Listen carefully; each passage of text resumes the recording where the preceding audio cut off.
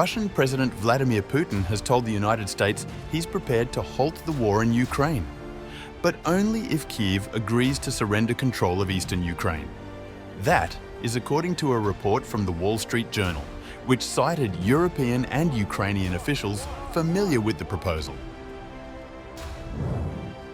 In exchange for a ceasefire, Putin has reportedly demanded not only territorial concessions, but also international recognition of Russia's claims over occupied regions, a sweeping offer, and one that's already being met with strong resistance from Ukraine. US President Donald Trump confirmed on Friday that he will meet with Putin on August 15th in Alaska to discuss the proposal. Speaking at a summit with Armenian and Azerbaijani leaders, Trump said, "We're going to have a meeting with Russia. We'll start off with Russia, and we'll announce a location. I think the location will be a very popular one for a lot of reasons. But we'll be announcing that a little bit later. I just don't want to do it now because of the importance of what we just did. But I'll be meeting very shortly with President Putin. It would have been sooner, but I guess there's security arrangements that, unfortunately, people have to make. Otherwise, I'd do it much quicker. He would too. He'd like to meet as soon as possible. I agree with it. But we'll be announcing that very shortly. I will say that Europe wants to see peace. The European leaders want to see peace. President Putin, I believe, wants to see peace, and Zelensky wants to see peace. Now, President Zelensky has to get all of his everything he needs, because he's going to have to get ready to sign something, and I think he is working hard to get that done. Confirming the same, the Kremlin in a statement said,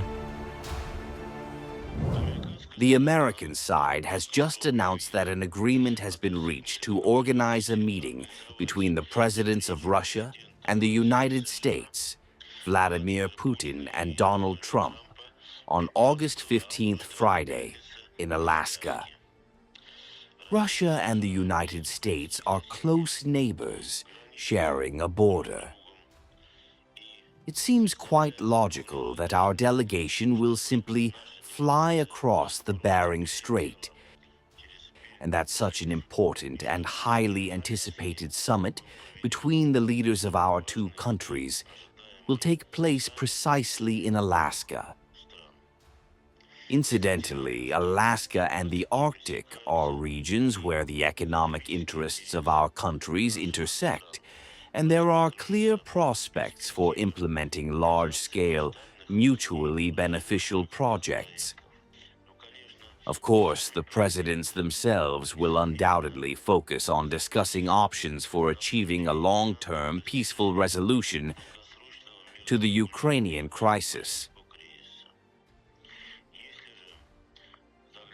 Looking ahead, it is natural to consider holding the next meeting of the presidents on Russian territory.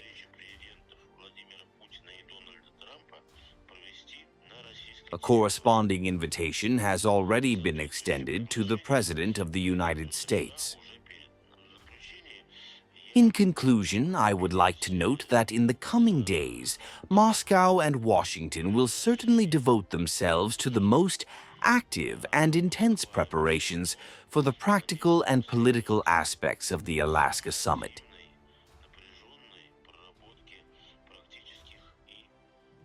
This will evidently be a challenging process, but we will engage in it actively and energetically.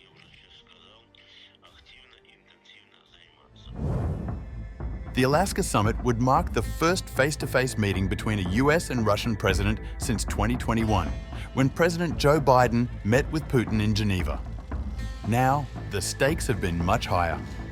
Trump has set August 8th as the deadline for Moscow to commit to a ceasefire or face potentially severe economic sanctions, including penalties on countries that continue doing business with Russia.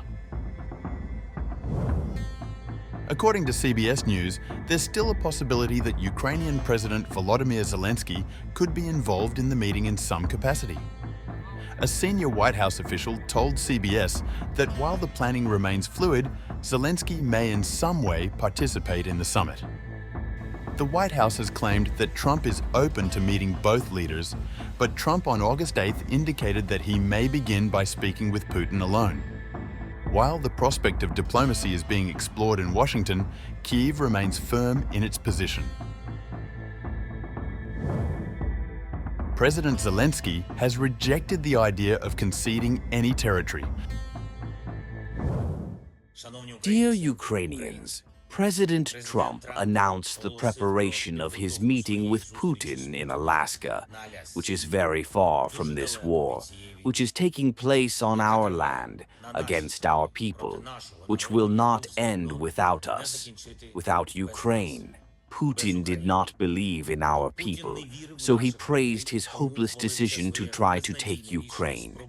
It was his main mistake not to respect Ukrainians.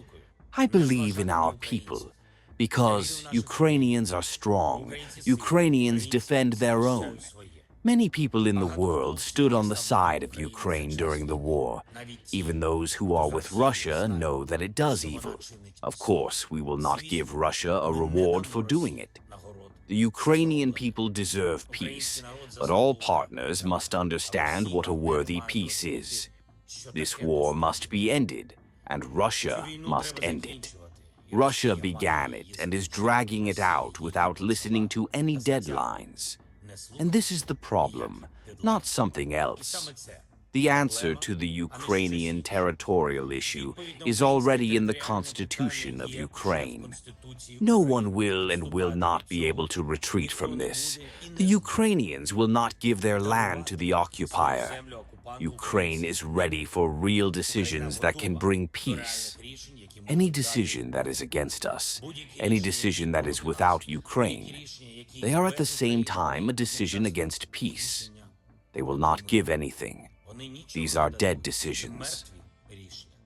They will never work, and we all need real living peace, peace that people will respect. We are ready to work with President Trump, together with all our partners, for real and, most importantly, lasting peace. Peace that will not fall apart because of the desire of Moscow.